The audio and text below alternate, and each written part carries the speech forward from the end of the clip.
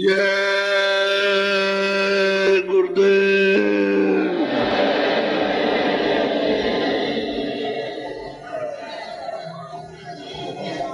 जय गुरुदेव।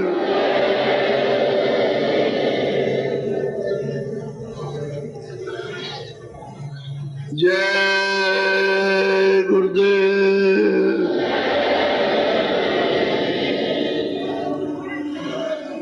जय गुरुदेव। नाम किसका?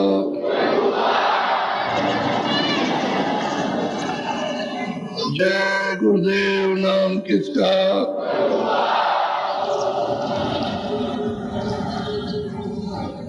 जय गुरुदेव। नाम किसका?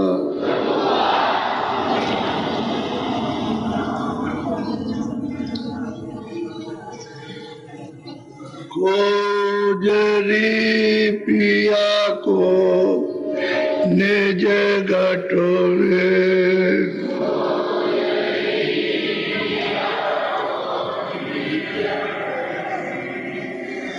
खोजरी पिया को निज गटो में,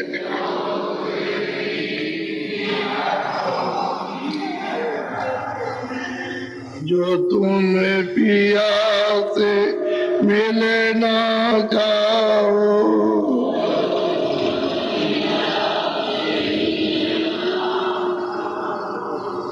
तो मत भटको जग में।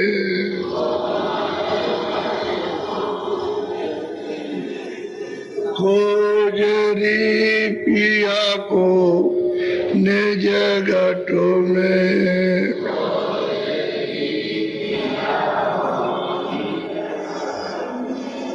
तीरथ भरत करम आचारा,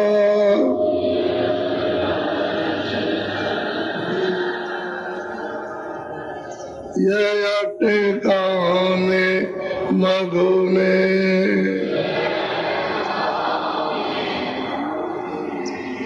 खोजरी पिया को निज गटो में,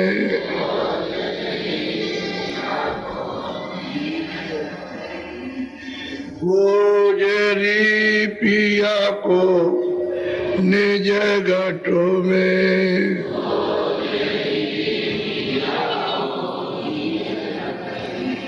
जब लगे शांत मिले नहीं पूरे,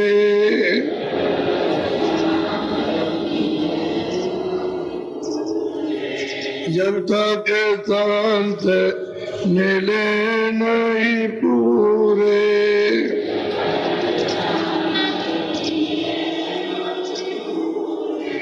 पड़े रहोगे आगू में, खोजरी पिया को निज गटो में,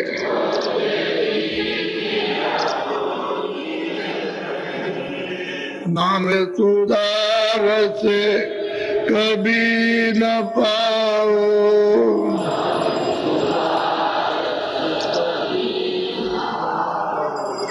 नाम सुधार से कभी न पाओ,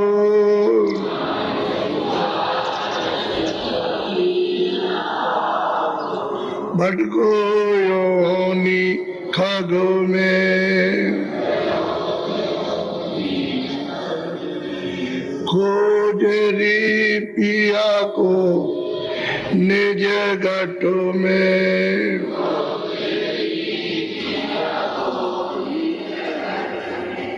पंडित काजी देख से सब,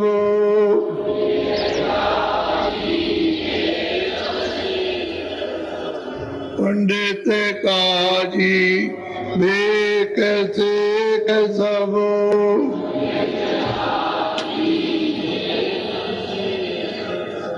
अटक रहे डग डग में, खोजरी पिया को निज घट में।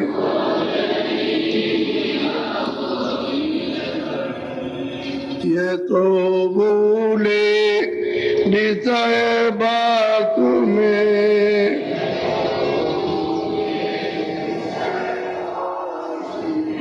भर में दसे इनकी रग रग में।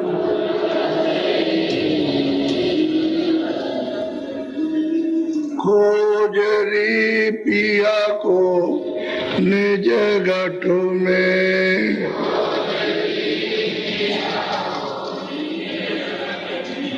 इनके संग पिया नहीं मिलना,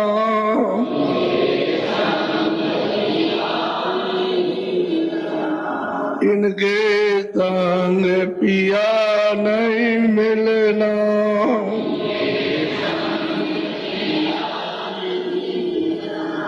पिया मिले कहु साध समग में।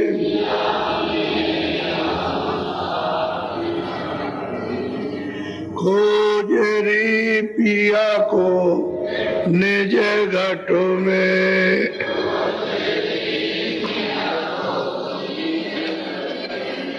सतगुरु पूरे बहु समझावे,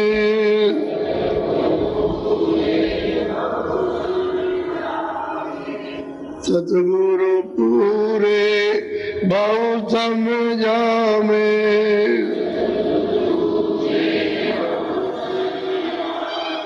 वो तो एक है अलग में। खोजरी पिया को निज घट में।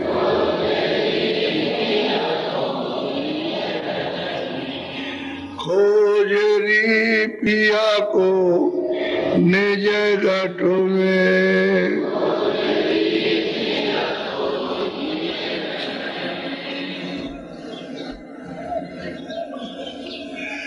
बच्चे और बच्चियों,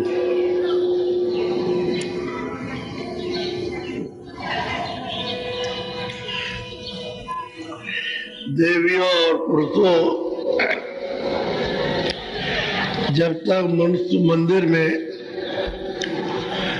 आपको रास्ता नहीं मिलेगा तो कभी भी आप परमात्मा को प्राप्त नहीं कर सकते, न अपनी जीवात्मा को स्वरत को पहचान सकते हो। जब मनुष्य मंदिर में दरवाजा मिल जाएगा और महापुरुष बताएंगे ये दरवाजा है, इस विधि से, तरकीब से, इस उपाय से खोलो, तो दरवाजा खुल जाएगा। वो लगा हुआ है काल भगवान का कुलुप, कुलुप कहते हैं ताला। अब कुंजी जिनके पास होगी वो उसमें से लगा के खोल देंगे, और कुंजी नहीं रहेगी तो ताला नहीं खुलेगा। उसने बंद कर रखा है, दरवाजा ही उसने बंद कर दिया। और बगैर महापुरुषों के पहले तो कोई जाता नहीं था, अब जब महापुरुष आए तो इतनी सुविधाएं जो मिल जाएंगे तो चाबी दे देंगे तो ताला खुल जाएगा। और महापुरुष नहीं मिलेंगे तो ताला लगा हुआ नहीं खोल सकते आप। और बार बार इंद्रियों के घाट पर आप भटकते रहो। ये 2 आंख है, 2 कान है, 2 नाक, 6, 1 मुख है और 7, और गुदार इंद्री, ये 9 दरवाजे। इसमें भटकते रहो आप। इसमें जिसमें मनुष्य शरीर में कुछ भी नहीं मिलेगा। जो चेतन जीवात्मा है वो तो इस शरीर के ऊपर बैठी है, शरीर के किसी भी अंग में नहीं है, न शरीर से किसी बाल के टुकड़े में, वो बिल्कुल अलग थलग किनारे पर बैठी है। अब उसका भेद सिर्फ महापुरुष ही जानते और नहीं कोई जानता। वो मिलेंगे तो आसमान का ताला तब खुलेगा, और ताला खुलेगा तो तुम्हारी दृष्टि खुलेगी, कान खुलेंगे तो तुम देखोगे, और फिर तुम सुनोगे उसकी वाणी को, उसकी आवाज को, उसकी आसमानी वेदवाणी को तब सुनने को मिलेगी, ताला नहीं खुलेगा तो किसी का नहीं, उसने ताला लगा रखा। क्योंकि तुमने ऐसे मृतलोक में मनुष्य शरीर पाकर कर्म किए कि उसने ताला डाल दिया, कभी ये नहीं जा सकते आप। हमारा कर्जा दे दो, ये पाप और पुण्य, और जब इससे छुटकारा पा जाओ तो जाओ। हम तुमको मना नहीं करते, लेकिन ये तुमको दो। अब अगर आप जाओगे भी उधर तो हिसाब करता जारा लेगा कि तुम्हारे पास क्या है, तो देखेगा कि लदे हुए हो तुम कर्जे से, फौरन वापस लौटा देगा। वो तो सबका जारा रहता है, जिसके पास नहीं कुछ है उसका भी जारा, जिसके पास है उसका भी जारा, सबका जारा लेकर के जब नहीं कुछ मिलेगा पाप पुण्य तो कहेगा अच्छा जाओ, और मिल गया तो फौरन एक ही आवाज में तो पहले चले जाओगे, पता नहीं कहाँ जाना होगा। ऐसी भयंकर और खतरनाक उसकी आवाज है, ताला डाल रखा, उधर कोई जाता भी नहीं है। अब ये आपके ऊपर दया है कि मनुष्य शरीर आपको मिल गया और ये अधिकार मिला है आपको कि महापुरुषों की खोज करके उनसे दरवाजा पूछ के ताला खुलवा लो। ये अधिकार आपको मिला है, और जब ताला खुल जाएगा तो उसका कर्जा सब अदा हो जाएगा, सब अदा होगा। क्योंकि दृष्टि खुलेगी, कान खुल जाएंगे, सब अदा हो जाएगा। चाहे पाप होगा या पुण्य होगा, सब कर्जा अदा होगा, छुटकारा पा जाओगे। तो इसमें से कोई कोई छूटता है, बाकी तो सब बंधे पड़े हैं और ताला लगा हुआ, उधर कोई जा नहीं सकता। इधर 4 खाने हैं, अंडे पिंडे जो ताबर, और 84 लक्ष्य में यूनिया है अलग अलग बात बात की, उसमें जाके बंद कर देगा। और ज्यादा भारी आपने पाप कर्म किए होंगे तो नरकों में ले जाके, और वहाँ अनेक प्रकार के नरक हैं, अनगिनती, उनमें डाल करके तरह तरह की बात बात की आपको यातना सजा देगा। और वहां तुम चिल्लाओगे, रोओगे, और लाखों मील तक तुम्हारी आवाज जाएगी, तो कोई भी सुनने वाला बीच में नहीं है, तुम्हारी तरफ आंख भी नहीं करेगा कि भाई देखो उसको तकलीफ हो रही तो देखे किधर है, कौन चिल्ला रहा, वो भी नहीं।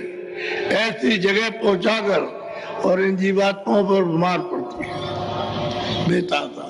और शरीर कौन सा रहता है? लिंग शरीर, लिंग शरीर रहता है, वो वहां ले जा करके बंद, तो उसमें जीवात्मा बंद है।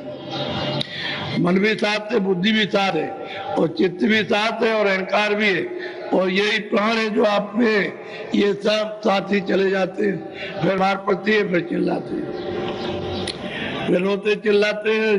जो आंसुओं की धारा वो सदा बहती रहती है, सदा उस पीड़ा में चिल्लाते रहते हो कि अब हम क्या करें। तो वहां बचने का नहीं, पूरी सजा भोग लो, तब उसके बाद वहां से 84 में डालेंगे, तब इस खानों में ले आएंगे पशु पक्षियों की और कीड़ों की, जल के जीवों की योनियों में, इसमें डाल करके फिर वहां सब कर्जा वसूल करके तब जाके न मालूम कितने युगों के बाद, कितने सतयुग त्रेता द्वापर कलयुग बीत जाएंगे, तब छुटकारा होगा। तो फिर ये आपको मनुष्य शरीर मिलेगा कि हम तुमको इसमें अधिकार देते हैं, स्वतंत्र तुम जो चाहो तो करो। और फिर तुमने किसी से कुछ पूछा नहीं, फिर मनमानी अपने कर्म करने लगे और पाप और पुण्य किया, फिर चले गए, फिर नरकों में चले गए कितने लोगों के लिए। तो इस जीवात्मा का छुटकारा इसलिए नहीं होगा कि उसके देश के बोझे को हलाद लो, महात्माओं से समझ लो कि हमको पहले क्या करना, क्या नहीं करना। जब वो कहते हैं ये काम खराब है, बुरा काम इसको मत करो, अच्छे काम को करो, तो बुरे काम की सफाई हो जाए, तो मन बुद्धि चित्त तुम्हारा थोड़ा बहुत साफ हो, तो फिर कह दिया जाए अच्छा ये काम करो, तो इससे भी तुम्हारे अच्छे काम की सफाई हो जाए, जो अच्छा कर्म किया उसकी भी सफाई, तो दोनों से छुटकारा हो जाएगा, पुण्य से भी पाप से भी, तो जीवात्मा की रिहाई होगी, तब ये काल जाल से बचेगी। वैसे कोई भी यत्न उपाय नहीं इसके बचने का। तो मैं थोड़ा सा प्रमाण आपको सुनाऊंगा। जब काशी जी में तुलसीदास जी महाराज पहुंच गए और उन्होंने चाहा कि इन लोगों को हम सत्य वस्तु का बोध कराएं, इनको रास्ता दे। तो लोगों को बताया कि आओ हम तुमको रास्ता देंगे और रास्ता पाके चलो अपने घर में चलो। तो लोगों ने जब उनकी बात को सुना तो उन्होंने कुछ लिख दिया और लिख करके विद्वानों को दिया कि भाई तुम सोच लो अच्छी तरह से, तुम यहाँ के लिए मनुष्य शरीर में आए हो। तो वो विद्वान कुछ नहीं समझ सके, अपने स्वार्थ में लिप्त। जब स्वार्थ के कुएं में डूबे हुए हैं तो उनको महापुरुषों की उस बात का और ज्ञान का क्या बोध होगा। उन्होंने सोचा अरे मेरा तीरथ और व्रत और ये गंगा और जमुना ये पूजा सब कुछ उठ जाएगी, कुछ भी नहीं रहेगा, तो हम खाएंगे पिएंगे कैसे। तो जितने भी काशी के उच्च कोट के विद्वान थे सब विरोधी हो गए। और जब विद्वान नामी जब विरोधी हो गए तो जो जनता उनके साथ आती हो जाती है सब विरोधी हो गए। एक तरफ काशी में कोई भी ऐसा नहीं रहा जो मतलब ये है कि उनका साथ दे, सब विरोधी हो गए। और यहाँ तक लोगों ने कहा कि जो उनका दर्शन करेगा 1000 गऊओं के मारने का पाप लगेगा। तो कौन जाएगा? क्या अगर उनको देख लेंगे तो 1000 गऊओं का पाप लगेगा। वही तुलसीदास जी, कोई मैं दूसरी बात नहीं कहता हूँ, कि जिन्होंने 7 कांड रामायण बनाई और उन्होंने दूसरी घट की रामायण पहले तैयार की है, तो उसमें तो उन्होंने सब कुछ लिखा, लेकिन जब देखा कि ये सब कुछ है तो उन्होंने उस रामायण का उन्होंने शुरुआत कर दी और थोड़े दिन में बना दिया। उन्होंने तो सारा ब्रह्मांडों का समाचार लिखा है, यहाँ का कुछ नहीं लिखा। लेकिन अब किसी भी समझ में नहीं आए, वो तो असल है और ये छाया। तो छाया में कहीं भी घटा लीजिए आप, कहीं भी जंगल को, पहाड़ को, समुद्र को, नदी के नाले को, स्थान को, इस नाम को कहीं भी आप लगा दीजिए। लेकिन उन्होंने जो वर्णन किया है ऊपर दिव्य लोकों का, यहाँ का उस रामायण में तब वही है, न उसमें शत्रुघ्न है, न भरत है, न राम है, न लक्ष्मण है, न सीता है, न काल भूषुंड है, कुछ नहीं है उनका। वो तो सब ब्रह्मांडों का सवाल है। अब जो उधर जाएगा वो तो समझेगा, नहीं जाएगा तो नहीं। तो ब्राह्मण सब विरोधी हो गए। तो एक ब्राह्मण ने कहा कि भाई आप लोग इतना विरोध करते हो तो आपने उसको देखा? कह लगे आपने देखा तो नहीं है। तो आपने उसकी बात सुनी है? कह लगे हमने नहीं सुनी है, लोग ऐसा कहते हैं। तो जात का तो ब्राह्मण है, समझ गए, लेकिन वो सब उल्टा कहता है और ही और कुछ कहता, हमने तो नहीं सुना। तो आप इतने बड़े काशी के विद्वान और आप उसके पास नहीं गए और जाकर के सामने देखते और 2 बातें उनसे पूछते और सुनते तो आपकी शंका समाधान होती। तब विचार करने लगे, सबके सब बात तो सही है। ये जो ब्राह्मण कह रहे हैं बात तो सही कह रहे हैं कि भाई जाना चाहिए तो जानकारी तो प्राप्त करें कम से कम। विरोध तो बहुत हो गया, बेहद विरोध हो गया, मिटाए मिट नहीं सकता। अब ये वहां पहुंचे चुपचाप, उनको तो किसी को बताया नहीं और काशी के विद्वान उनके पास पहुंचे। तो गए वहां तो उन्होंने तो पहले प्रणाम ही नहीं किया, ऐसे भी हाथ नहीं जोड़े, ऐसे भी नहीं किया, ऐसे ही खड़े हो गए जाकर के अहंकार में कि हम सब कुछ जानते हैं। तो कुटी से निकले तो निकल करके सबके पैर छुए, सब ब्राह्मणों के जो थे, और उनको आसन दिया और बैठाया। क्या बैठिए, आपने हमारे ऐसे मतलब ये है कि यानी पापी को आपने दर्शन दिए, ये हमारे बड़े सौभाग्य हैं। उनको बैठाया, बैठा करके तब उनका अंदर का क्रोध, अरे वो शंका जो थी अंदर की, वो क्रोध को लिए हुए थी, तो बस फिर ठंडे हो गए। क्या जब ये बैठ करके कुछ सुनना चाहिए। तो उन्होंने कुछ प्रश्न किया तो उन्होंने उनकी किताब से उनको बता दिया, तो चुप हो गए। तीसरे ने प्रश्न किया तो उसको भी उत्तर दे दिया, चौथे ने किया उसको भी उत्तर दे दिया। अब वो सब चुप होते गए तो बोला एक ब्राह्मण की ऐसा है कि इनसे सुनो। तो उनसे सुनने लगे। अब वो सुनने लगे तो उन्होंने कहा कि अच्छा इतना सुन लिया और कल आप फिर आइएगा। चले गए तो उनको जो सुनाया बहुत अच्छा लगा, बहुत ही अच्छा लगा। तो उन्होंने कहा अच्छा समय नहीं है, आज तो कुछ और लेकर के आप आए थे, कल आप आइएगा। तो उनके पैर छुए और हाथ जोड़कर नमन करके उनको विदा किया, वो चले गए। अब ये जब उन्होंने खुद नमन किया और उनके पैर छुए, आसन दिया, तो ये छोटी बात है?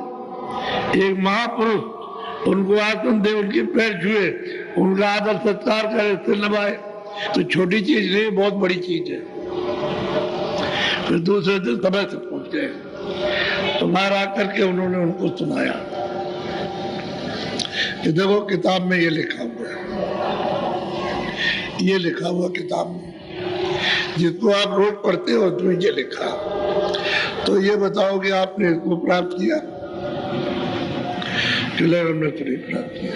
तो फिर कैसे तुम चलोगे कि इसमें लिखा सही है? जो लिखा हुआ सत्य है, वो उसका जो उन्होंने अभ्यास किया और जिस अभ्यास से उन्होंने इस ज्ञान को प्राप्त किया, वो आपने अभ्यास किया? कह लगा हमने तो नहीं किया। तो आपको तो अभ्यास करना चाहिए था, किसी अभ्यासी को ढूंढ लेते, खोज कर लेते, तो अभ्यास करते, तो जो इसमें लिखा था वो तुमको मिलता। तो जो लिखा है इनको क्या समझाओगे? तुम्हारी आँख खुली है, दिमाग खुली, ज्ञान चक्षु खुला है? कह लगे हमारा नहीं खुला।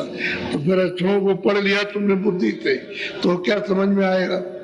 तो बहुत कुछ, सब चुप हो गए, सुनते रहे बैठ करके, कहा कि कल फिर आऊंगा। तो फिर उसके बाद तीसरे दिन फिर आ गए, फिर उन्होंने बैठ करके सुना और 2 घंटे सुना, उसके बाद कहा फिर मैं आऊंगा। अब मेरी रुचि हो गई सुनने की।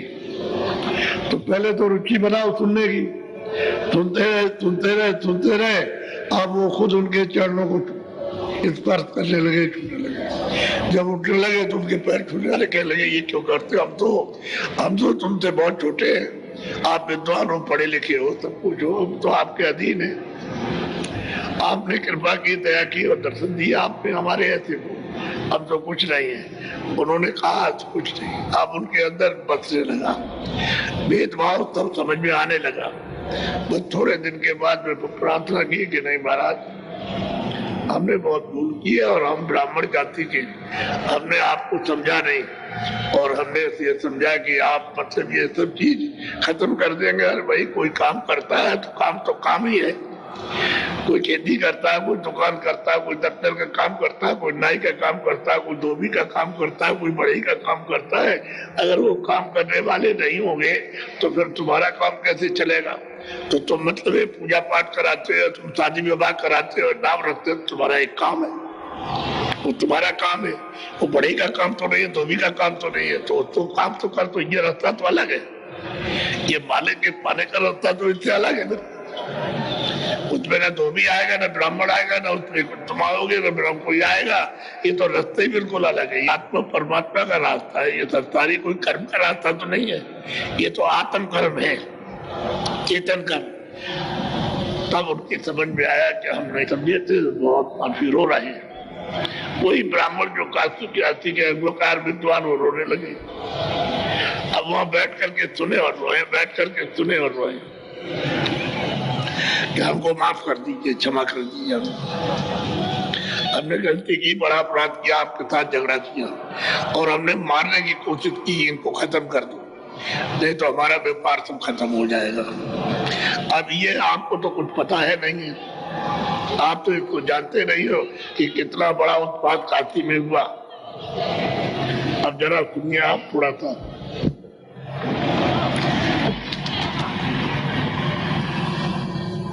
इतने में पंडित चली आई, कर दंडवत पर से पाई।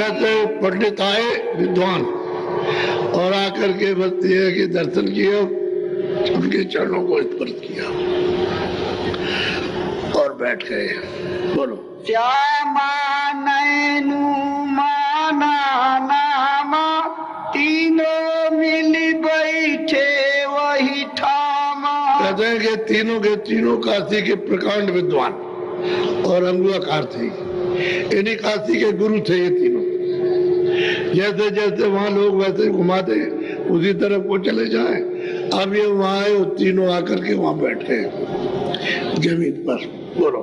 पुनि नैनु ने ब्रह्मचारी स्वामी तुम चरणन बलिहारी। उन्होंने कहा कि स्वामी तुम्हारे चरणों की कृपा है, दया है जो हम संभल गए, अपने आप को चेत गए। अगर हम नहीं आते आपके पास तो हम उसी भौजाल में फंसे रहते।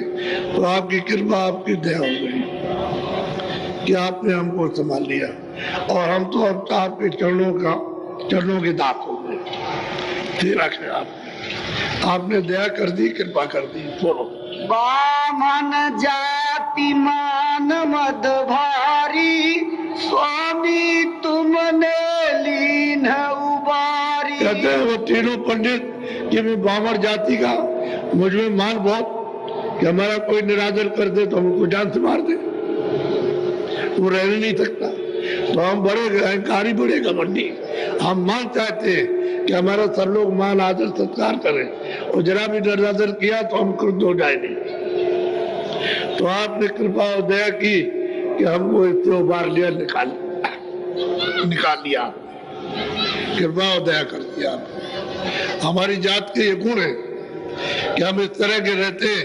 वैसे हम अगुआकार रहेंगे, हम विद्वान है, सब कुछ है, लेकिन हमारा अपमान हो गया तो हम नाश कर देंगे उसको।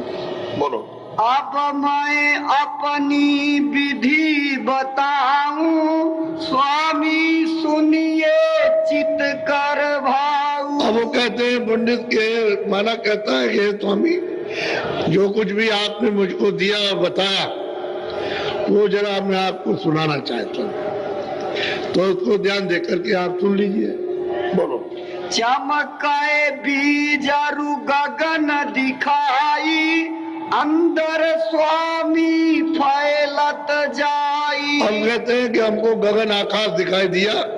जब हमने अपनी दोनों आंखें बंद की तो बीच की आंख जब खुली, तीसरी आंख, तो गगन दिखाई देता आकाश बहुत बड़ा और उसमें प्रकाश ही प्रकाश है।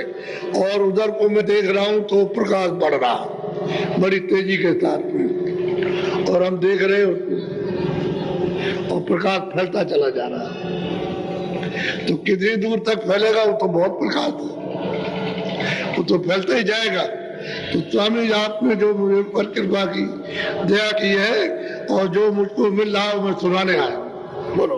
पांच तत्व रंग भिन्न भिन्न देखा कारा पीरा सुरख सफेद। कहते हैं कि हमने पांचों तत्व का रंग, ये तो जल पृथ्वी अग्नि वायु आकाश है, वो सूक्ष्म पांच तत्व में ही से उसका विस्तार हुआ कि पांच तत्व में रंग क्या, काला पीला सुर्ख और सफेद।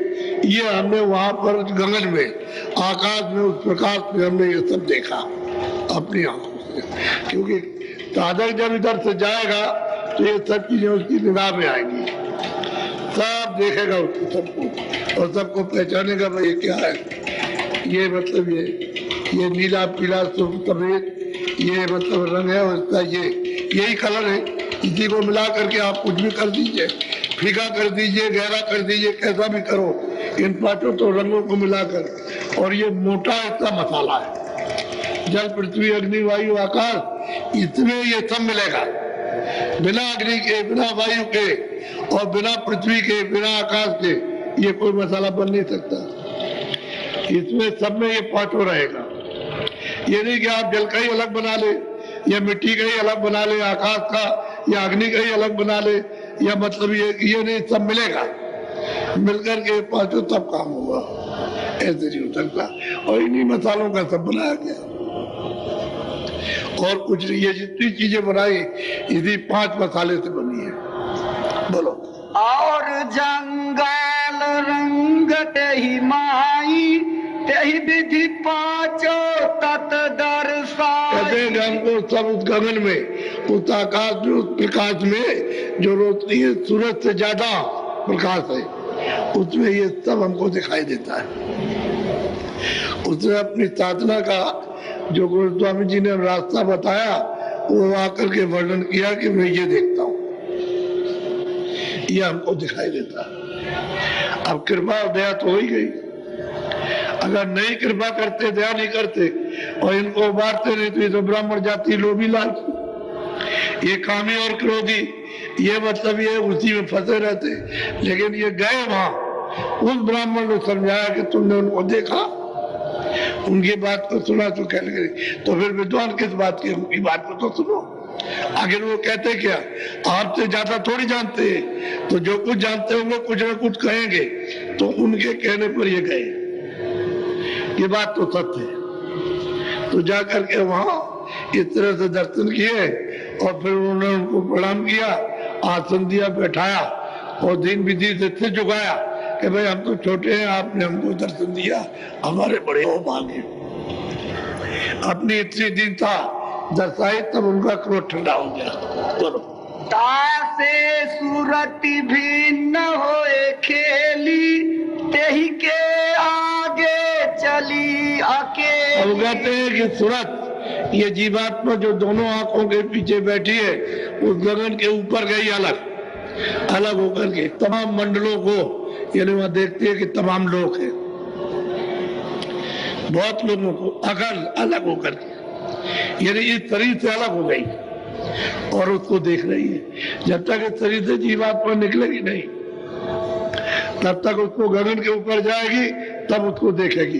तो कहते हैं अकेली खड़े होकर के देखने लगी कि ये सब क्या चीज है। उसी को गोस्वामी महाराज कहते हैं, मूंदे नैन त्रिसित में भयो, मैंने अपनी आंख बंद की, अंदर की आंख खुली, तो फिर देखते हैं कि मूंदे नैन में त्रिसित में भयो पुंचितवत, अपने सामने देखा फौरन, तो मोह बिलोक राम मुस्काई। कहते वो राम बैठे हुए, वो सैदल कमल में अपने स्थान पर वो बैठे, 3 लोग के मालिक। तो उन्होंने कहा जो आवाज आ रही है पकड़ के हमारे पास चले आओ। तो आवाज को उन्होंने पकड़ा और फौरन जो आवाज उनके मुख से निकल रही थी पकड़ के उनके पास पहुंच गए। वो सबसे सुलभ और सहज रास्ता पहुंचने का कि पकड़ा और वहां पहुंचे।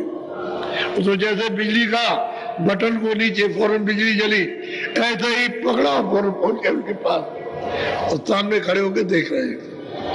और वो इनको देखते हैं तो बोले कि हम तुमसे बहुत खुश हो गए, प्रसन्न हो गए,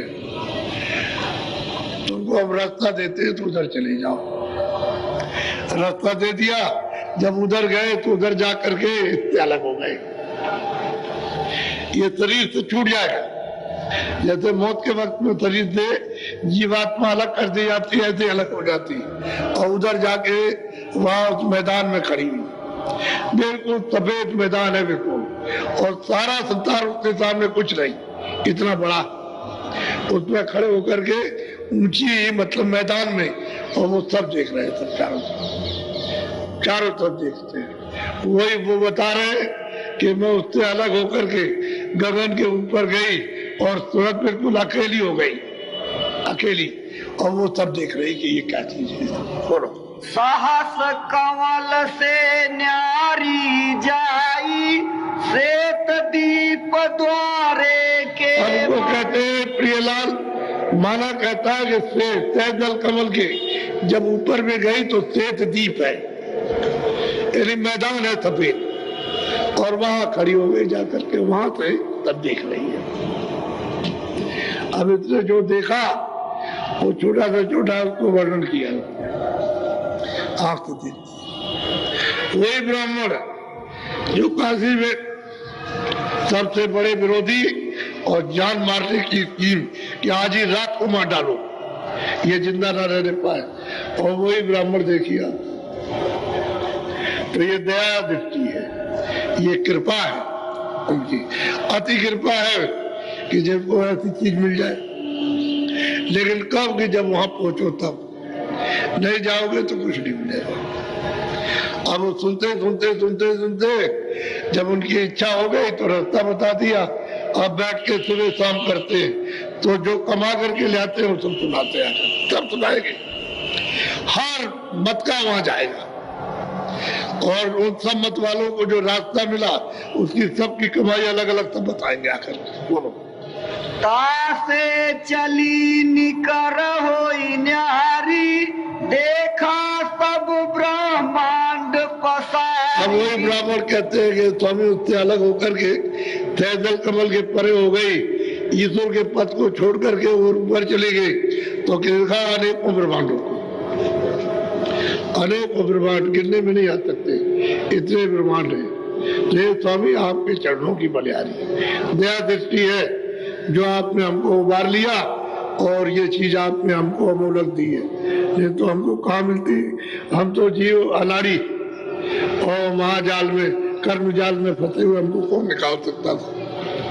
अब वही देखिए ब्राह्मण कितना रोते और चिल्लाते हैं और फिर उनसे वो वस्तु लेते हैं। बोलो नैनु यही विधि विधि बताई, स्वामी सन्मुख जाई सुना। अबे स्वामी एक जो आपने कृपा की है वो मैंने आकर के आपको सुनाया, बहुत खुश हो गए। गोस्वामी जी महाराज बहुत खुश। और उम्र कितनी थी? 25 साल की। अरे 25वें साल में तो गए, यही पहला साल था। अब वो मतलब ये है कि बहुत खुश और प्रसन्न हो गए कि भाई तुम चलो, कमाई तो तुम करने लगे, अब तुमने सत्य तो अब समझा, अब जाना कि हमारे अंदर घाट है और घाट पे बैठ करके हम यहाँ से ये सब चल रहे हैं और देख रहे हैं और सब समझ रहे हैं। तो देखो किताबों में क्या लिखा है, अब उनकी समझ में आ गया।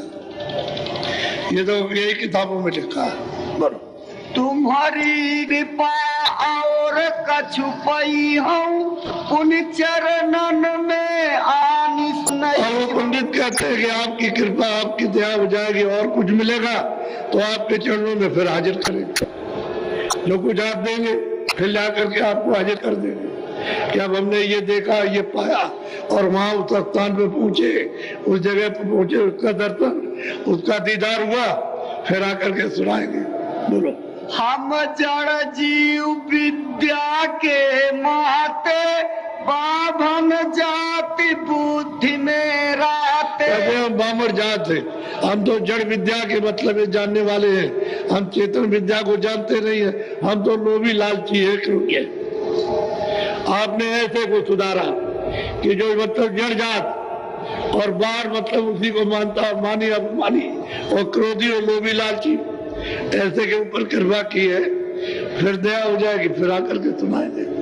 बोलो पढ़ी पढ़ी कहे हम जन्म गवावा, संतन सन्मुख राखी। अब वही पंडित कहते हैं, पंडित जी ब्राह्मण की हम भाई सारा अपना जन्म बर्बाद कर दिया और संतों से हमेशा विरोध किया। कबीरदास जी वही काशी में रहे, उनसे विरोध हो गया, उनको निकाल करके बाहर कर दिया, भगा दिया। वो रैदास जी काशी में रहे, पूरे महात्मा पूरे संत रहे, उनको वहां उन्होंने भगा दिया तो दूसरे चले गए वहां काशी छोड़ करके। आप आए थे, आपको भी भगा देता, लेकिन कृपा आपने कर दी, दया कर दी इस ब्राह्मणों के ऊपर में, दया कृपा हो गई तो मतलब ये आपने अमोलक की थी। बोलो मैली बुद्धि ज्ञान मति छोटा, संतन से मन राखा मोह। अब वो पंडित कहते हैं कि मेरी ज्ञान बुद्धि यानी मेरी मति बहुत छोटी है और संतों से हमेशा दुराव किया, संतों से हमेशा छुपाया, उनके सब लोग ठीक है, उनसे विरोध करते रहे, अपना रोजी रोजगार चलाते रहे, खाने पीने का बस यही था और हमारा कुछ नहीं था। इसमें कोई दखल डालेगा तो हम उसके विरोधी हो जाएंगे। बोलो तासे विधि भेद नहीं पाई, अब स्वामी तुम सब दर्शाई। कहते इस वजह से हमको ये भेद नहीं मिला जो आज आपने दिया, और आपकी कृपा और दया हो गई तब हमको ये भेद मिला। अगर दया कृपा नहीं होती हम आपके पास कभी नहीं आते और बैठ के कभी सुनते ही नहीं। कि हमारा तो मन मोटा था, बुद्धि हमारी जो है वो तो पढ़ी लिखी में उसमें चक्कर मार रही थी और हम कुछ जानते हैं, लोग भी लालची थे। आपकी बहुत बड़ी दया हुई। अच्छा इनके पास बहुत धन था, बहुत धनाट थे, ये ब्राह्मण थे लेकिन धनाट बहुत थे, बड़ा पैसा था इनके पास।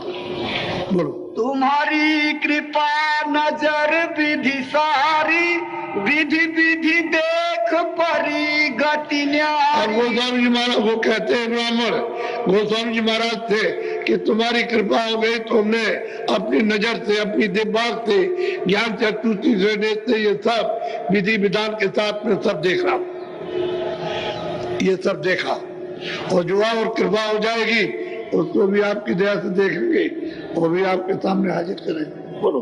तब श्यामा बोला अति दीन, मन बुद्धि चित्त चरणन में लीन। अब वो श्यामा उठा बोला, कह लगे आपकी कृपा और दया है कि हमारा मन बुद्धि और चित्त जो है वो निर्भर हो गया और आपके चरणों को पकड़ लिया। वो भी बहुत बड़ा धनाढ्य और विद्वान था। ये सब विद्या के पूरे थे और धनाढ्य से कोई कमी नहीं थी। जैसे सेठ साहूकारों के पास धन होता है ऐसे ही उनके पास धन था। तो धन के घमंड में, विद्या के घमंड में, फिर जाति ऊंची है ब्राह्मण के घमंड में, किसी को समझते थे, किसी को कुछ नहीं। लेकिन अब कहते हैं कि हमारा मन और बुद्धि और चित्त आपके चरणों में लौलीन है, अब इनको नहीं छोड़ सकते। बोलो। स्वामी स्वामी मैं बलिहारी, तुम्हारे चरणन में सुख भारी। और कहते हैं स्वामी जो जो आपके चरणों में आएगा वही सुख उसको भारी मिलेगा, उसको सच्चा आत्म सुख मिलेगा। और आत्मा का यही जीवात्मा का छुटकारा होगा और कहीं भी छुटकारा नहीं हो सकता।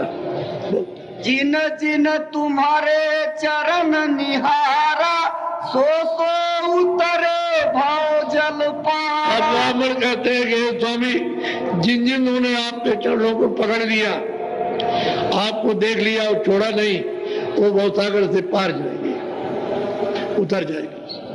अब भवसागर तो ये है कि यहाँ से चलो स्वर्ग और वैकुंठ को पार करो तो ईश्वर को उसका दर्शन करो, तो ऊपर में ब्रह्म का दर्शन करो, तो उसके पार पार ब्रह्म का, तब उतर पार में उतर के जाओगे।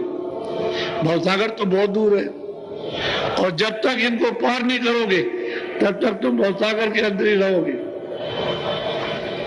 फिर जन्मो फिर मरो, आप पुण्य का फल तो प्राप्त कर लोगे, लेकिन ये है कि इसकी एक अवध है।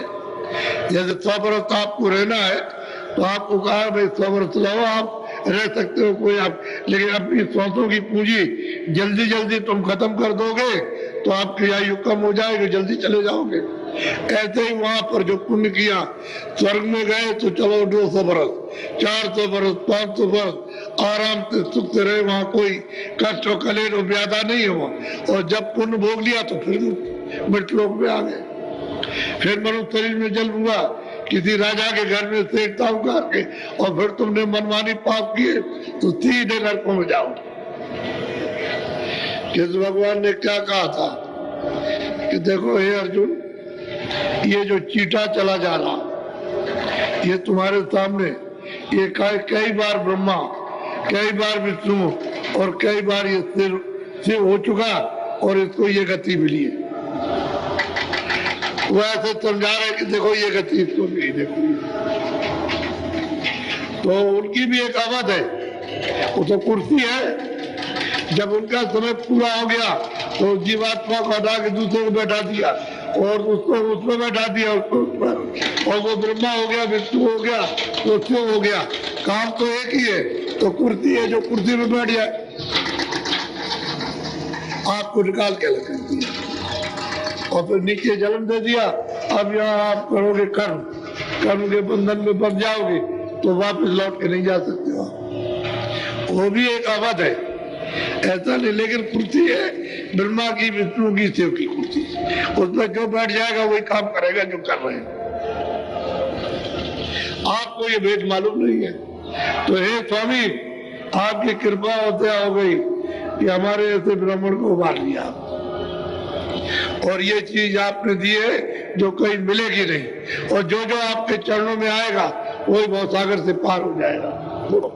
जो जो चरण और कोई धरी है, भाव के माही कभी नहीं। अब ब्राह्मण कहते हैं कि स्वामी, जो कुछ हमको आंख से दिखाई दिया, और भी कोई भी आएगा किसी भी जात का हो जो आपके चरणों को पकड़ लेगा, वो कभी भी भवसागर में फिर वापिस जन्म नहीं लेगा, पार जाएगा। ये तो पूरे महापुरुष थे, वे अधूरे तो थे नहीं, पूरे थे। ये तो इसीलिए काम के लिए आए थे, तो बहुत जीवात्माओं को उन्होंने पहुंचाया। थोड़ा नहीं कि 91 वर्ष की उम्र उनकी रही तो कोई चुपचाप थोड़ी बैठे रहे, ये तो उन्होंने 2-4 वर्ष का इनका काम कर दिया। इतने दिन तक रहे तो और जीवों का भी तो काम किया होगा। ऐसा थोड़ी कि महापुरुष आते चुपचाप बैठे रहते, बहुत काम करते, बहुत जीवों को जगा के बहुतों को पहुंचा देते। आपको क्या मालूम? बोलो। ये मोरे मन सत कर भाषा, तुम्हारे चरण छूटी जम फासा। कहते मुझे बिल्कुल सत्य बोध हो गया, असत्य नहीं, अनुमान का नहीं, सत्य बोध जो हम देख रहे हैं कि जो आपके चरणों को छोड़ देगा वो सीधे जमराज उसको खींच ले जाएगा, वो जमपुरी से बच नहीं सकता, सीधा जाएगा।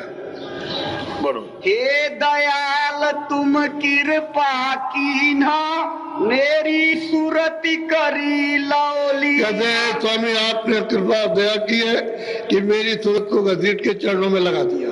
वो ऊपर में चरण कमल है, जो ऊपर में पकड़ लेगा मकाम उसका बन गया चलने का, रास्ता फिर चल जाता है, चलता चलता है, फिर रुक नहीं सकता, फिर आगे बढ़ जाएगा। तो हमारी सूरत को, हमारी जीवात्मा को उन चेतन चरणों में लवलीन कर दिया, लय कर दिया।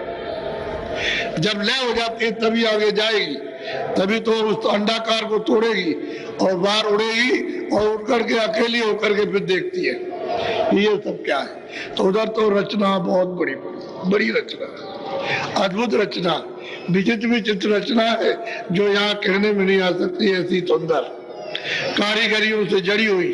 अब वो कैसी कैसी कारीगरियां कैसे कैसे बनाया वो तो, लेकिन है चेतन मसाला, सब चेतन, चेतने चलता है हर चीज में। मतलब ये कि चेतनता है, जड़ता नहीं है, और सब में आनंद है। ओ तऊ जास ज्योति ये माही, छिन छिन सुरति ताही में। अब ये कहते हैं कि उजास हुआ, पीछे प्रकाश हुआ, उजाला हुआ, उजास का मतलब है प्रकाश हुआ, और हमको ज्योत दिखाई दी। तीन लोक के मालिक की ज्योत वो हमको दिखाई दी। तीन लोक के वो है मृतलोक, स्वर्ग और वैकुंठ और सूक्ष्म लोक, उसके मालिक ईश्वर है। कहते वो ज्योत हमको दिखाई दी, पहले उजाला हुआ, उसमें हम सब देखने लगे, और फिर हमको जब हमने सामने देखा तो वो ज्योत जल रही है। अब जितने जितने ज्योत देखा वो तो ज्यों की त्यों बताएगा, और प्रतिबिंब अगर देखेगा तो कुछ का कुछ कहेगा कि हमने उसको ऐसे देखा था, कोई कहेगा लंबा था, कोई कहेगा मतलब ऐसा था, कोई कुछ कहेगा, कोई कुछ कहेगा। तो प्रतिबिंब भी पड़ता है। जैसे सूरज का कहीं दीवार पर पड़ा, शीशा लीजिए तो उस दीवार पर सूरज का अर्थ है, पर उस पर लगा दिए शीशा तो उस पर है, इस तरह से अर्थ पड़ता। तो आपका अगर किसी ने दर्शन किया वो कहेगा हमने उसको ज्योत को देखा था, लेकिन सही ज्योत देखिए तो तुम्हारे घाट पर, ये दोनों आंखों का घाट है, अंदर में ये साफ हो गया और यहाँ से प्रकाश प्रकट हो गया और सामने वो देख रहे जल रही है।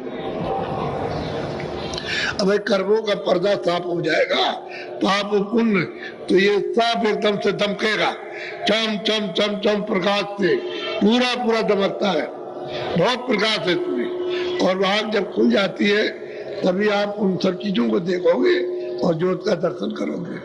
बोलो।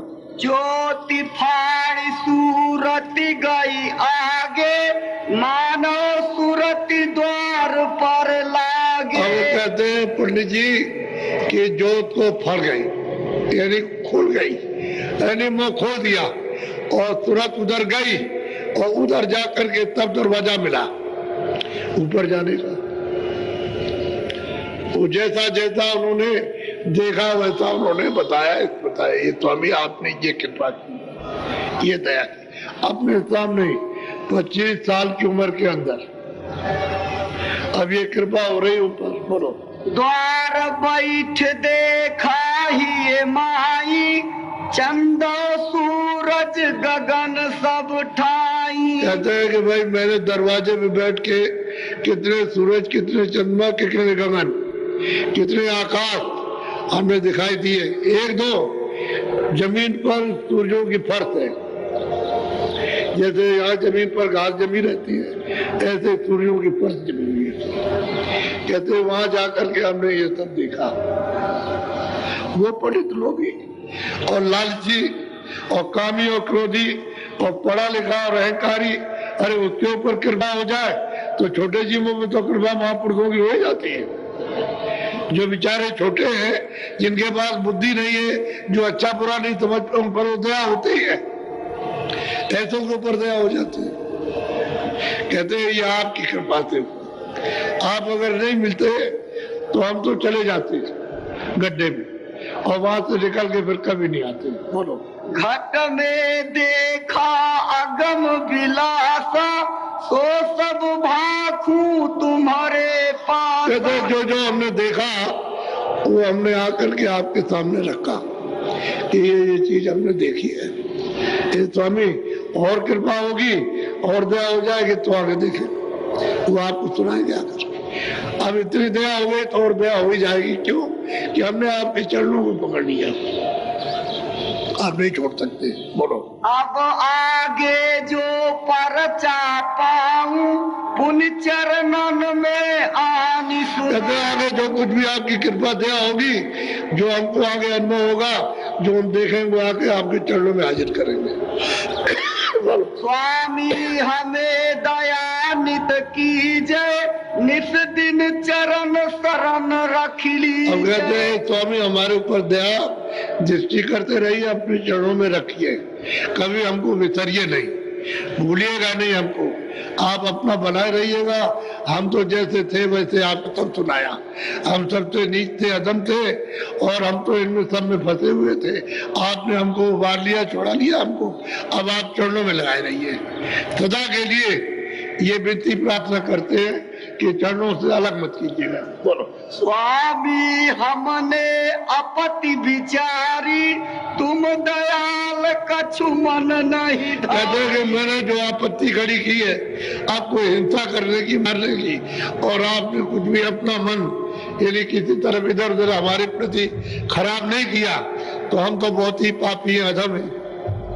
इससे ज्यादा और अधम क्या हो सकते हैं? और आपने हमारे ऊपर कृपा की और दया की। कई बात ये लोग ऐसे थे कि जान से मार दो, आज ही रात को खत्म कर दो, ऐसा इनका मतलब वो पूरा संगठन बन गया कि मार दो उनको, रहने मत दो ऐसे आदमी को। अब बताओ ऐसे आदमियों पे कृपा हो जाए महापुरुषों की तो और फिर तो हो ही जाएगी दया।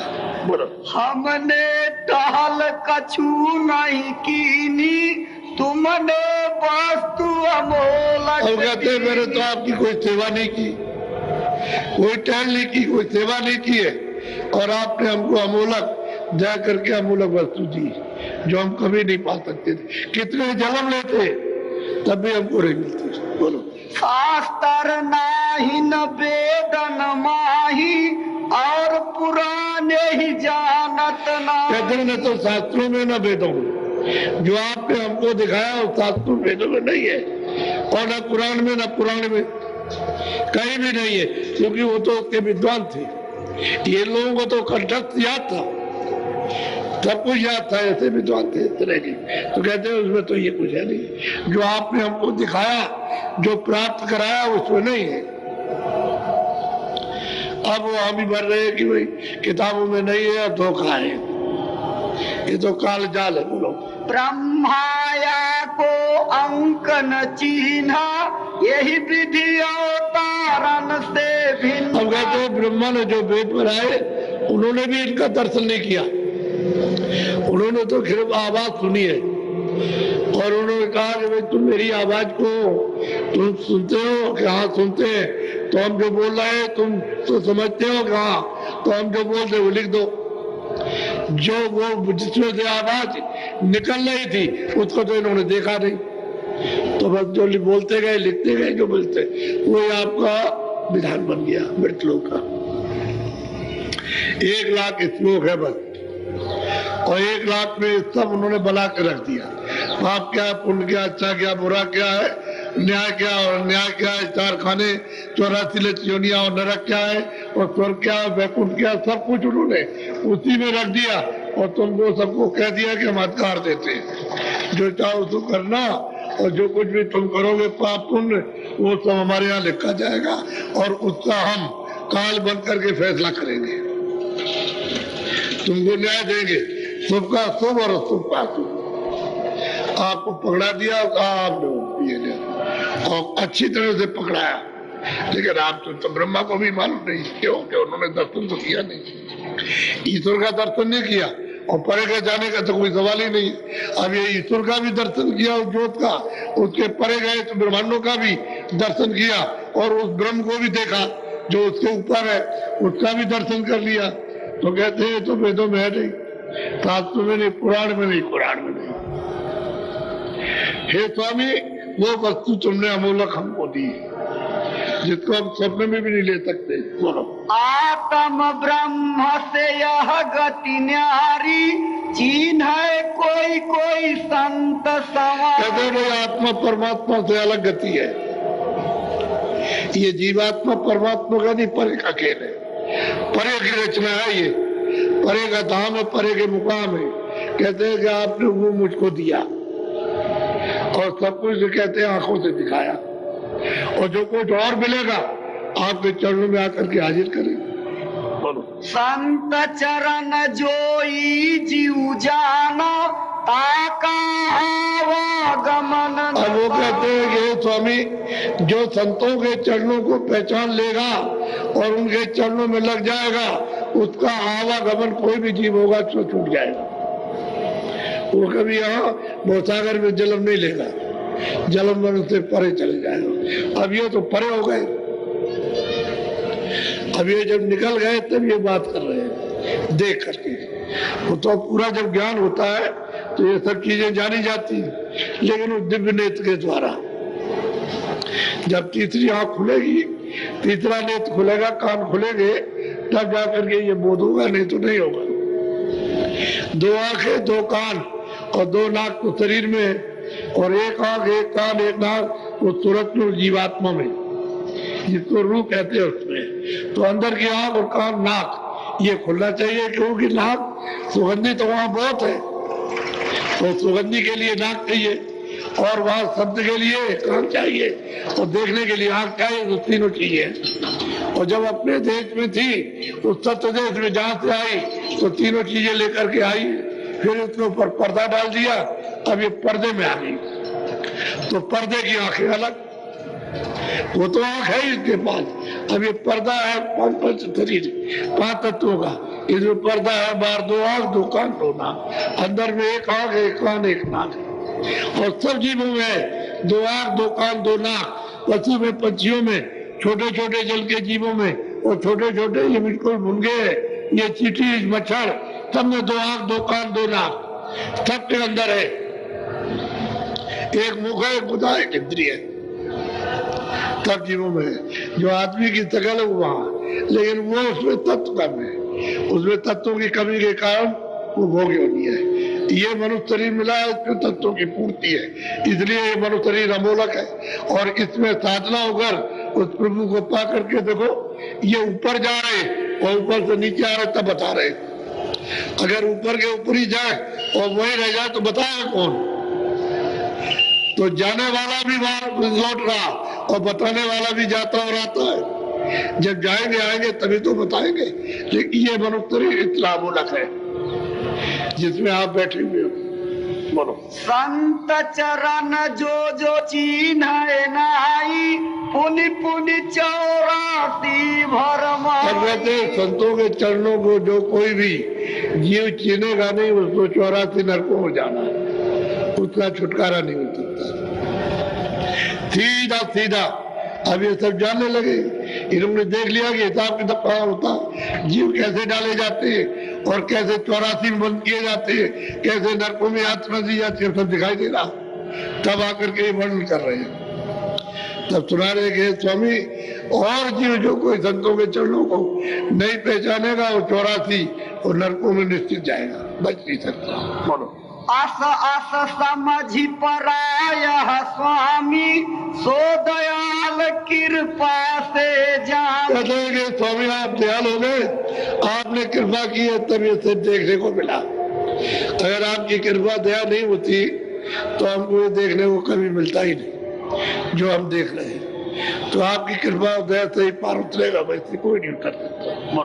संतन की गति अगम अपारा, हम पंडित लघु पावे न पारा। हम तो पंडित बहुत छोटे हैं और संतों की गति अगम और अपार है, उसको कोई नहीं जान सकता कि कौन है। किसी को मालूम नहीं। एक महात्मा पूरे थे तो कहते थे भाई गोपनीय संत भी होते हैं। तो उन्होंने कहा देखो हम पहचान बताएं लेकिन तुम लोग उनके पास जाना नहीं। देखो वो देखो हल चला रहे, वो देखो। अब उन्होंने देखो हल को खोल दिया, अब हल को कंधे पर रख करके और बैल लिए चले जा रहे। बताया देखो ये गुप्त संत है, इनको कोई नहीं पहचान सकता और बाहर से कुछ नहीं, अंदर की संभाल करते हैं ब्रह्मांडों की। एक बाबू था कि दफ्तर में काम करता था, वो उनके पीछे चला गया। तो जानवरों को उनको बैलों को पानी पिलाया और चारा डाल रहे थे। उन्होंने ऐसे करके देखा तो उन्होंने ये कहा रे जा जा, वो पूरे है पूरे, जा वही जा पूरे, वो पूरे है जिनके पास तू गया वो पूरे है, जा वही जा जा। और उन्होंने मना किया था कि तुम देखो उनके पास कोई जाना नहीं, और ये चला गया तो उन्होंने इतना ही कहा वो पूरे हैं वही जा, वो अधूरे नहीं पूरे, वो तेरा काम करेगा। इतना ही कहा और कुछ नहीं कहा तो लौटे। तब उसने कहा कि मैं गया था उनके पास और उन्होंने ये कहा कि पूरे अधूरे नहीं, जा उन्हीं से काम होगा तेरा, ये कह दिया उन्होंने। अब बताओ जो हल चला रहे उनको कौन समझेगा ये पूरे संत है? कोई ऊंट चरा रहे, कोई भेड़े चरा रहे, उनको कोई क्या जानेगा कि ये कौन है?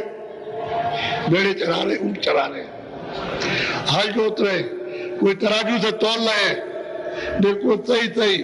अब उनको कि भाई तराजू से एक भी दाना कम और ज्यादा नहीं, पूरा तौल करके देते रहे। घरों में लोगों ने तौला कि देखिए जो तौल जो देते हैं सच्ची है कि नहीं है। अब सबने जब तौल के देखा कि एक दाना कम नहीं एक नहीं, छोटा बच्चा भी जाए उतना ही, बड़ा कोई जाए, बुढ़ा जाए तो सब तौल के दे उतना ही पूरा। तो उनको कौन पहचानेगा ये संत? उनको कहे ये तो बनिया व्यापारी है, और सब लोग कहते ही थे व्यापारी है, बनिया है, कोई नहीं जानता। तो गुप्त संत को कोई नहीं पहचान सकता, वो जो प्रकट होते हैं वो उनको जानते हैं कि वो कैसे होते हैं और पूरे, क्योंकि ये सब वहां मिलते हैं जाकर के, रोज जाते हैं दरबार में, उस सत्य देश में रोज मिलेंगे और फिर वहां से आएंगे तो गुप्त भी मिलते हैं और प्रकट भी मिलते हैं, लेकिन वो गुप्त हमेशा रहेंगे और प्रकट काम करेंगे जीवों का। और वे प्रकट पा गए तो कहते हैं स्वामी अगर तुम्हारी कृपा हो जाएगी और दया हो गई तो आपने हमको बचा लिया। दया कृपा नहीं होती हमको, हम लोग बस मिलती नहीं, हम बचते नहीं। और ये जो दिखाया आपकी कृपा ही से देखा, बिना आपकी कृपा के नहीं होता। बोलो। माना कहाई जोरी दो हाथा, चरणन माही डारी कए माथा। कहते बस दोनों हाथ जोड़ के चरणों में गिरे और उनको प्रणाम किया, तब सुना दिया, उनको प्रणाम किया। बोलो। स्वामी हम कीन्ही अजगूती, मारन काज कीन मजबूती। कहते हैं स्वामी हमने जो कुछ भी किया है वो तो आपके लिए बहुत बुरा किया था, ये हमको नहीं करना था, लेकिन हमसे बन गया क्योंकि हमको इतना ज्ञान नहीं था जो हमने आपके साथ में किया। और वो जो हृदय थे जो राजापुर में जिनको पूरा मिल गया था, वो उन्होंने तो इनको सबने मारा, उनको पीटा, लेकिन वो कुछ बोले वाले नहीं, चुपचाप खड़े रहे। कह लगे तू उनका चेला है और हम तुमको देखेंगे जान से मार देंगे, तो कितने लोग यही खत्म कर दो इसको। ये दशा रही उत्तर प्रदेश और उनके लिए ये देखिए दया। बोलो। तुम दयाल कछु स्वाल न रहा भाखा, मन से द्रोह कछु नहीं रहा। आप दयालु हो, आपने मन में तो कुछ रखा नहीं और कोई हमारे साथ कोई द्रोह नहीं किया। हमने तो बहुत किया लेकिन आपने कुछ नहीं न मन में रखा। हमारे स्वामी जी महाराज, एक औरत आई, हम भी वही थे, तो उनको गाली गलौज करने लगी। स्वामी महाराज जंगल में चले गए थे तो वहां से एक गाय थी, उसको इतनी घास लाती थी, बस ज्यादा नहीं।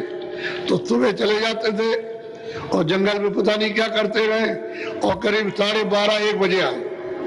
तो गाली गलौज कर रही थी कि ये हुआ। तो उन्होंने गाज रखी और उसकी तरफ देखने लगे, कुछ गाली वाली दे रही, तो उन्होंने जेब में हाथ डाला इधर से, तो उसमें तो कुछ मिला नहीं, कुर्ता टंगा था सामने, तो उसको झड़ियाया, उसकी जेब देखी तो किसी ने पूछा कि स्वामी जी क्या ढूंढ रहे हैं? कह लगे जो उसने दिया उसको देख रहा हूँ कि ये कहाँ रखा हुआ। वो जो गाली गलौज की है उसको वो देख रहे जेब में कि इसने ये कहाँ रखा, किस जगह रखा, उसको मैं ढूंढ रहा हूँ। तो कुर्ते को ऐसे करके हिलाया, वो जो कुछ पहने हुए थे उसको उतार के उन्होंने ऐसे हिलाया, फिर जेब में हाथ डाला। तो उसको देख करके कह लगे जो इसने दिया वो मैं ढूंढ रहा था, कहीं रखा तो नहीं है। तो चरणों में गिर पड़ी कि हमको माफ कर दीजिए, हम नहीं जानते थे, हमसे भूल हो गई, गलती हो गई। फिर रोने लगी आकर के। तो स्वामी जी ने तो कुछ नहीं कहा, कह रहे ठीक है, ठीक, कोई बात नहीं है, तो बात जाओ, कोई हर्जा नहीं, तुमने अपनी बात कह दी तो हमारे पास तो कुछ है नहीं है। और फिर शाम को आई, बैठ गई सत्संग में और सत्संग सुनने लगी। तो कहने का मतलब यह है कि महात्मा किसी की बात को लेते नहीं है, न मन में देते न बुरा मानते। वो जो कुछ उसके पास है उसी का अवाल कर रहा, उसी को बाहर निकाल रहा। तो क्रोध है क्रोध निकालेगा, कपट है तो कपट से रहेगा, सब कुछ निकालेगा, लेकिन उनको तो आपके प्रति कुछ नहीं सोचना। अच्छाई तो है कि भाई इसका भला हो जाए, अच्छा हो जाए, ये सोचते हैं। तो कहते हैं स्वामी मैंने तो आपके साथ इतना द्रोह किया, इतना बैर किया, और आपने मन में कुछ नहीं रखा और आप बिल्कुल निष्कपट रहे। बोलो। हम गुण कही कर भाखा, स्वामी तुम चिद कछु न राखा। हमारे हमने इतने अवगुण किए और हे स्वामी आपने हमारे अवगुणों को चित्त में नहीं रखा और हमारे ऊपर कृपा हो जाती। अब ये सब रो रहे, उनके सामने रोते, जो कि जो किया है उसकी माफी मांग रहे हैं, हमको माफ कर दीजिए। बोलो। लड़का कपोतियाई जुग चारों जुगों से इस तरह से महापुरुषों के साथ होता है। उसने कुछ कहा कि महाराज क्या करें, करें तो क्या करें, बुद्धि नहीं है, विवेक नहीं है, अच्छे हमारे कर्म नहीं है, कर्म का जो कुछ आता है वो भी अच्छा नहीं है, बुद्धि हमारी जो है हम अहंकारी घमंडी है और लोभी लालची, तो हमसे थोड़ी चारों जुगों से चलता आया। महापुरुषों के साथ ऐसे ही रहा, उसने प्रार्थना की, हमसे भी ऐसा ही हो गया। अब आपकी कृपा हो दया आपने कर दी है तो हमको यह अमूलक वस्तु आपने दी। बोलो। संत जगत दो के माई, यही विधि आदि अंत चली आई। तो भाई जगत भी यही है और संत भी यही आते हैं, वो भी मनुष्य शरीर में रहते हैं और सारे प्राणी भी मनुष्य शरीर में है, और वो भी पहचान नहीं पाते उनको, इसलिए उनसे विरोध करते हैं। तभी तो कहते हैं नास्तिक है, मुसलमान कहते हैं कि काफिर है फकीरों को, फकीर में तो वहां पहुंचे होते हैं, और हिंदू अपने के संतों कहते हैं नास्तिक, इसलिए उनसे अलग रहते हैं, वस्तु नहीं ले पाते। ये तो आपको उनका रहन सहन और उनका मिलना, अविश्वास और विश्वास, जहाँ प्रेम नहीं था प्रेम होना, जहाँ नहीं सत्य था वहाँ सत्य होना, अब ये सब चीजें आपके सामने रखी, तो महात्मा तो देते ही है, वो क्या करते, वो तो कुछ मतलब ये है कि आपके साथ में अनर्थ नहीं करते, उन्होंने तो दिया ही। अब ये चीज अमूलक दी है, पार उतारा, इसके बाद जब चल पड़े तो घर पहुंचा देंगे। अब आगे चिल्लाएंगे कि हम घर पहुंच गए, पहुंचा देंगे घर जहाँ अपना देश है, जहाँ से आए, जिस देश से, जिस सत्य देश से, जिस सतलोक से जीवात्माएं ये सब उतारी गई, और ये 16 सूत्र उतार करके जिनको रात दिया और हमको दे दिया, ये सब बताएंगे और सब देखोगे कैसे कैसे रचना का विस्तार हुआ। तब आप से अंत से आप तक तब समझ में आता है। तो महापुरुष तो सब जानते हैं, उनके आंखों में कुछ छुपा नहीं है। अब मैं आपको नामदान दूंगा, आप इसको लीजिए, क्योंकि नए लोग आ गए और काफी भीड़ बढ़ गई है, तो भीड़ तो इसलिए रुकी हुई है कि बसें नहीं मिल रही। कई जगह पर चुनाव हो रहा तो सब जगह बसें जो है सब वहां रुके हुए, उनको ले जाने के लिए सब लोग तो चुनाव में लगी हुई। जैसे आज शाम को खाली होंगे वैसे उनको बैठाएंगे और पहले से तैयार है बसों में बैठ करके। अब कल देखना कि कितनी भीड़ होती है यहाँ पर, कल देखने को मिलेगा। और अभी दिन भर चलेंगे, रात भर चलेंगे और कल दिन भर चलेंगे, भीड़ तो देखने को आपको मिलेगी। और ये जो देख रहे हो, जो ये जितने लोग यहाँ बैठे हैं तो टेंटों में कितने बैठे, वहाँ सब जगह लाउड स्पीकर लगे, सब लोग वहाँ बैठ के सुन रहे हैं। क्यों? कि यहाँ उनको जगह नहीं मिलेगी, तो भीड़ बहुत हो गई। आप बहुत से लोग नए आ गए हो कि चलो बाबा जी से कुछ रास्ता ले आएंगे, तो रास्ता ले लो, लेकिन दो चीजों का ध्यान रखो। एक तो शाकाहारी रहो, सुधार करो, महीन मोटे अनाज, महीन मोटी सब्जी, महीन मोटे फल, सूखे गीले, घी और दूध खूब अच्छी तरह से 20 बार 100 बार भूख लगे 100 बार खाओ, कोई मना नहीं। भूख लगे तब, भूख नहीं लगे तो मत खाओ। अच्छे कपड़े पहनो, महीन और मोटे, अच्छे और मोटे पहनो, जो आपकी इच्छा हो उसको पहनो। झोपड़ी में रहो तो झोपड़ी में, अच्छे मकान में रहो तो बना के रहो, भाई तो मना नहीं करते, लेकिन शाकाहारी रहो। आज के 50 साल पहले 90% हिंदुस्तान में लोग शाकाहारी थे। अब इस समय की स्थिति को आप देख लो, शाकाहारी रहो। पहले इतनी बीमारियां नहीं थी, हमने भी 50 साल पहले देखा, क्योंकि 90 साल तो ऊपर की उम्र हो गई, तो हमने भी देखा है कि पहले इतनी बीमारियां नहीं थी, ना अस्पताल थे, न प्राइवेट थे न सरकारी, कमरे सब खाली सरकारी पड़े रहते थे। ऐसा कोई कभी आ गया 2 दिन 4 दिन रहा, मामूली दवा लेकर के ठीक हो चला गया। अब तो अस्पतालों में न प्राइवेट और न सरकारी अस्पतालों में कहीं नहीं। आप अपने घर में रहो या किसी कमरे को लेकर के रहो, इतनी बीमारियां, तो ये अशुद्ध आहार से बीमारियां हो गई। शुद्ध आहार करते तो ये बीमारी नहीं होती, तरह तरह के रोग नहीं होते, तरह तरह के रोग होते हैं, एक तरह के नहीं। तो शुद्ध शाकाहारी रहो। आप दफ्तर में, दुकान में, खेती में, मजदूरी में ईमानदारी मेहनत के साथ काम करो। काम के लिए थोड़ी मना किया, आप काम कीजिए, मजदूरी करो, दफ्तर का काम, दुकान का काम, खेती का काम खूब करो, ईमानदारी मेहनत से। क्यों? सब जगह ईमानदारी मेहनत की जरूरत। आदर और सत्कार उसी ईमानदारी मेहनत का होगा, उसी की महिमा होगी। और तुम किसी को धोखा दोगे, चोरी करोगे, खेत काटोगे, बेईमानी करोगे, तुम काम नहीं करोगे, तो वहां तुम्हारा नाम कौन लेगा? तुम्हारी किस तरह इज्जत होगी? बड़ा चोर और काम चोर है। तो ईमानदारी मेहनत घर में रहोगे ईमानदारी मेहनत से, तो घर भलेगा पुले, लड़ाई हो जाएगी, भाई भाई में लड़ाई, पिता पुत्र में लड़ाई होगी। क्यों?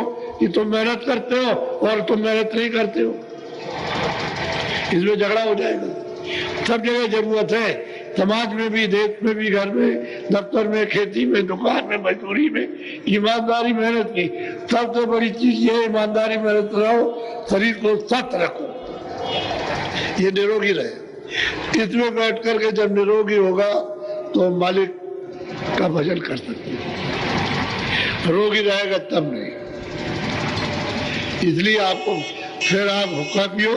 पहले सब लोग हुक्का ही पीते थे, बीड़ी नहीं थी। बीड़ी तो अभी हमारे सामने चली है, पहले बीड़ी नहीं, हुक्का सबका। जहाँ कहीं भी कोई हुक्का पिएगा तो वहाँ हुक्का रखते थे, और सब थोड़ी पीते थे, बहुत लोग नहीं हुक्का पीते थे, तो अपना गांव में हुक्का रखते थे।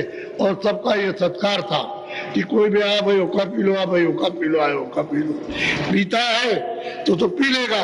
और मान लो कोई और जात का है तो कहे भाई हम हुक्का नहीं पी सकते, तो कहे लगे हमारे यहाँ चिलम रखी है, सबकी चिलम रखी है, इसको लो ये तंबाकू, और ये आगे है, इसको भरो बनाओ पियो। और नहीं पीते हो तो मिठाई है, गुड़ बना के रखते थे पहले, तो शुगर फैक्ट्री थी नहीं, तो गुड़ था, और गुड़ दिया और पानी दिया और पिला दिया और आदर सत्कार किया, और ये था सत्कार। ये प्रेम भाव था हर एक किसी के साथ में। अब वो तो बात खत्म हो गई, कुछ नहीं रह गया। अब रोगी बीमारी हो गई, ये सब परेशान हो गए, अब तुम कृपण हो गए। कोई भूखा प्यासा आ जाए तो पूछोगे ही नहीं, तुम चिल्लाते रहो। अब वो पहले ऐसा नहीं था, पहले कोई भी आया उसको तो खिलाना, ऐसा था हर जगह, हर गांव में, मंदिर हो, मस्जिद हो, कोई भी चीज हो, गांव में पहुंच गया उसको खाना मिल जाएगा। तो शाकाहारी रहो, हुक्का और बीड़ी पियो। हम आपको मना नहीं करते, हम तो नहीं पीते, हमने वो पिया भी नहीं कभी, हमको तो मालूम नहीं कैसा होता हुक्का बीड़ी। आप पीते हो तो आप पियो, लेकिन ऐसा कोई नशा मत करो जिससे तुम्हारी बुद्धि पागल हो जाए। और पागल बुद्धि में तुम माँ को न पहचानो, लड़की को न पहचानो, तुम अपनी बहन को न पहचानो, भतीजी को और चाची को, पड़ोस में किसी को न पहचानो और सबको गाली गलौज करो, तो वो ठीक नहीं है। वो तो पशुओं से भी ज्यादा बुद्धि नीचे चली गई। पशु भी ऐसा काम नहीं करता। तो मनुष्य होकर के आप ये काम करोगे तो आपको मनुष्य कोई नहीं कहेगा। इसलिए बीड़ी और हुक्का पियो, लेकिन ऐसा कोई नशा मत करो। बस दो चीजों को तो आप दूर रखो और खूब खाइए। आप मतलब ये पैरिए, कौन मना करता आपको? घर गृहस्थी में रहो, बच्चों की सेवा करो। हम आपको रास्ता बताते हैं और बैठ करके तुम सुबह शाम यानी भजन करो, देखो तुम्हारा काम बनता कि नहीं बनता। अब तुम कुछ करोगे नहीं और ये सब बुराइयां छोड़ोगे नहीं, तो बताओ कैसे काम होगा? इन्होंने तो सबने बुराई छोड़ दी, तब आगे उनके पास रास्ता जान लिया और रास्ते चल दिया, जो कुछ मिल रहा सब हाजिर कर रहे हैं। इसी तरह से ये लोग कमाई करते तो आकर के बताते हैं कि हमको ये मिल रहा, हम ये चल रहे हैं, अभ्यास कर रहे हैं, हम ये देख रहे हैं, हमको ये देता है, ये सुनाई देता है। ऐसे आप करोगे तो आपको भी मिलेगा। रास्ता सीधा सच्चा है, आपका कोई काम बुरा नहीं। शादी विवाह करते हो ब्राह्मण करो, बाल बनाते हो तुम बाल बनाओ, बड़े का काम करते करो, दर्जी का काम। भजन तो अलग है, ये भजन ये काम शरीर के लिए है। ये जो भी काम करते हो शरीर की मेहनत के लिए, इसकी रक्षा के लिए। दर्जे का काम, बढ़ई का काम, नाई का काम, धोबी का काम, इसकी रक्षा के लिए उद्यम करते हो आप। खेती वाले खेती, दुकान वाले, दफ्तर वाले दफ्तर में उद्यम करते, मजदूरी वाले मजदूरी में। लेकिन भजन तो सबके लिए अलग है, तो रास्ता ही अलग है। उससे क्या मतलब? तुमने शादी विवाह कराया, नाम रखा, भजन तो अलग है, भजन चीज तो अलग है। भजन को इसमें नहीं जोड़ सकते हो, वो चीज बिल्कुल अलग है। तो ऐसा मत समझो कि बाबा जी किसी के बारे में कुछ कहते हैं, हम किसी के बारे में कुछ, अपनी अपनी जगह रहो, जो काम करते हो अपना करो, हम उसके लिए मना नहीं करते। लेकिन भजन अलग है सबका। मनुष्य के मकान में जीवात्मा इधर बैठी है तो इधर का रास्ता अलग है और शरीर का अलग है। शरीर के शारीरिक कर्म में और जीवात्मा का अलग चेतन कर्म है। जब चेतन से चेतन को जोड़ोगे तब उसको पाओगे और जड़ से जड़ को, इस चीज को प्राप्त करो। ये सब चीजें इसके लिए बराबर के लिए है। तो कुछ नहीं मना किया, दो चीजों का ध्यान रखो, हमको शाकाहारी रहना और कोई भी नशा नहीं करना आज से। और मैं आपको नामदान देता हूँ। नामदान कहते हैं आत्म धन का दान, रूह को खुदाई का जाना। उसको लीजिए बड़े प्रेम सद्भाव से, श्रद्धा से। जिस श्रद्धा से सद्भाव से दिया जाए उसी श्रद्धा सद्भाव से लीजिए और उससे अपना काम कीजिए।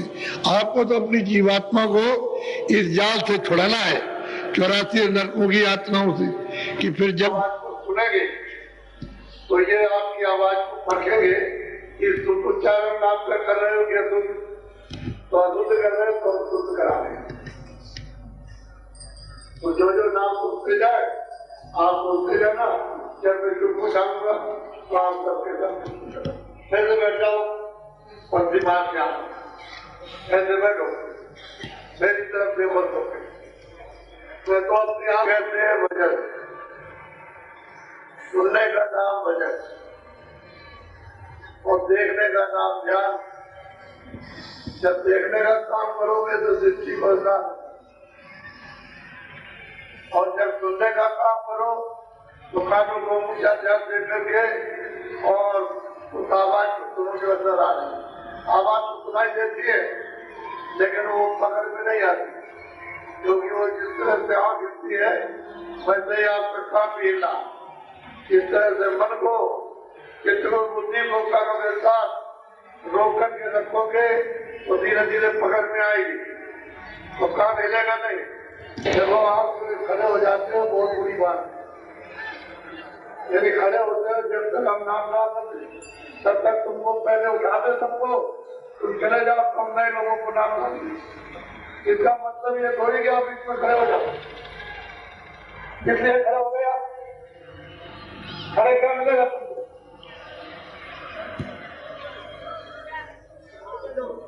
अगर खड़े करेंगे तो सबको उठा देंगे, जब चले जाओ तो बात खड़े होना चाहिए।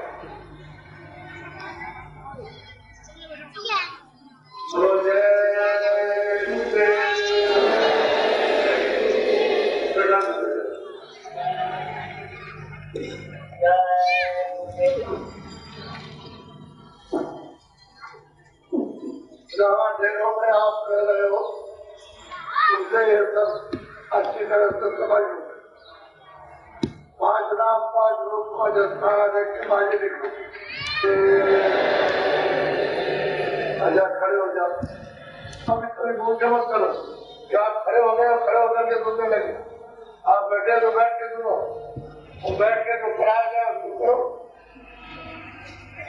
बोलो जय गुरुदेव। जब पीछे घूम जाओ, देखो उधर भी मालिक है, उस तरफ भी मालिक है, सब समझो कि इधर पीछे ही मालिक है, आगे भी है। और घूम जाओ हमारी तरफ, अब इधर भी मालिक है, तो दाएं और बगल में भी मालिक है। उसका जगह देखता और जो कर रहे हो उसको सबको देखना। अच्छा कर रहे हो बुरा कर रहे, अच्छा करने में खुशी और प्रसन्नता से बैठा और बुरा करने में आपको डर लगता है। जब डर लगे किसी काम में करने में वो काम ही मत करो, कोई काम करो जिससे डर ना हो और खुशी हो आपको। यह नहीं तो मतलब ये है कि डर लग गया और जबरदस्ती उस काम को कर रहे हो, हमको कोई देख लेगा क्या कहेगा, पकड़ लेगा तो क्या करेगा। तो सब चीज आपके पास है लेकिन उसका उपयोग नहीं करते हो। उधर भी है, इधर भी ऊपर पाओगे पूरा में काम है तो तो एक हो गई। अरे भाई उधर भी है इधर भी है, कहना मतलब खुदा उधर है इधर नहीं है, चारों तरफ है, सब जगह है, कोई जगह बाकी नहीं है। लेकिन हाँ ये जरूर है कि वो तुम्हारे क्या नहीं है। जिस देश से आप आए हो जो तुम्हारा माता पिता वो यहाँ नहीं, उसे नाम तो उसको पकड़ाया था तो नाम छूट गया। अब तुम बारे बारे फिरते हो, अब वही ना कोई आने वाला और जाने वाला तो क्या है, और तुमको बताया कि तुम नाम पकड़ो और चलो वापस लौट करके, सब तो हो सकता है लेकिन वो यहाँ नहीं आते। वो महात्मा आएंगे वही आएंगे और वो कहीं कहीं किसी को मिलेंगे, कोई कोई उनको पहचानेगा और कोई कोई रास्ते में चलेगा पहुंचेगा। तुम सब समझ जाओ और सब क्या पढ़ो तो सब पहुंच जाओ। तो इसलिए ऐसा नहीं, देखो मैं अगर किसी की निंदा करूँ कहीं, ये खराब वो खराब, ये मतलब निंदा करूँ वो बहुत खराब, वो आदमी खराब वो खराब, तब तो हमारी बात को मत मानो, तब तो मानने की जरूरत नहीं। और सबको एक हाथ पता है कि भाई उनका ये काम, उनका ये काम, उनका ये काम, और जब ये बताते हैं आपको और तुम्हारा असली काम जीवात्मा में ये तो समझो शारीरिक काम अलग और जीवात्मा का कार्य अलग। तो जीवात्मा की तरह शरीर और इंद्रिया जाए, ये तमाम इंद्रिया ये सब इकट्ठा करती है इसके लिए। और जीवात्मा को कमाई करोगे तो आत्मधन प्राप्त होगा, वो चीज मिलेगी आपको, नाम आपको प्रकाश, आपको शक्ति, आपको ज्ञान, आपको अमृत पीने को मिलेगा। तो वो अलग है, वैसे अलग है। तो बहुत तो करा नहीं दोनों का, ये कुछ नहीं है, कुछ है, अच्छा चीज आपके पास है, उसी को जानने की जरूरत है। बोलो जय गुरुदेव, बोलो जय गुरुदेव, जय गुरुदेव नाम किसका, जय गुरुदेव नाम किसका? और जो नए लोग आए